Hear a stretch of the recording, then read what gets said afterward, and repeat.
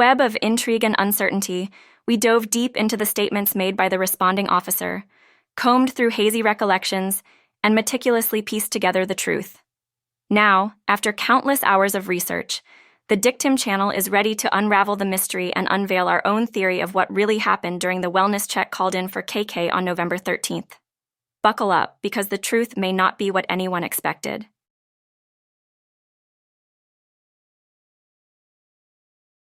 On April 29th, 6up Media and Shining accused Karen on the Shining Survivors panel of falsely reporting a crime during a November 13th wellness check for KK, claiming KK made online threats and streamed while intoxicated. However, a thorough review of the police report, live streams, timestamps, and chat logs reveals missing key details. In fact, the evidence supports Karen's account and suggests involvement from other individuals.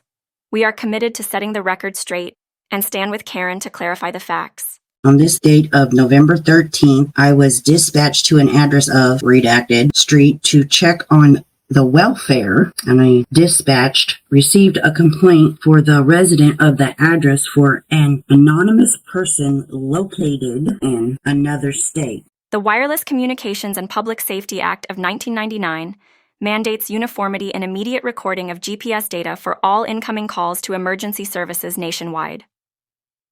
As it pertains to this particular call, well, Karen called a non-emergency number. It was up to the operator who answered whether the call would have been recorded. Someone, not Karen, called from out of state, period.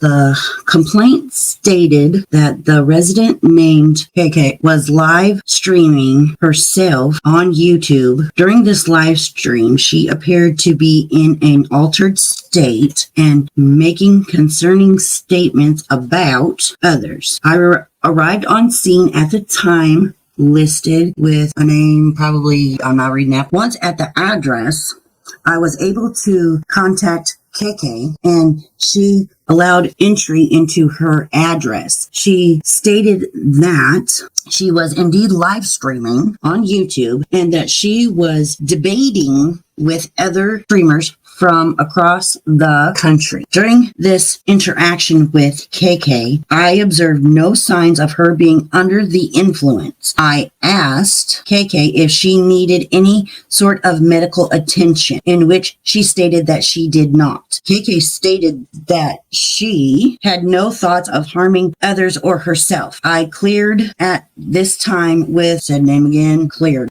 Recipe for swatting. Manufacture. 1 part concocted threats of violence, 1 part cooked up mental instability, 1 part made up irrational behavior.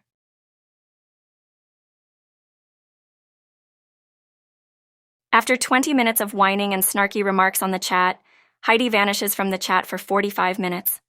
Like magic, she conveniently pops up on the panel just 10 minutes before law enforcement arrives at KK's door. Well, surprise, surprise. Karen was actually trying to tell Purple and Heidi to chill out. But hey, facts are stubborn things. Karen was trying to calm things down. Isn't it suspicious? The complaints in the police report just happened to echo every little moan and groan Purple and Heidi being aired during that night's live stream.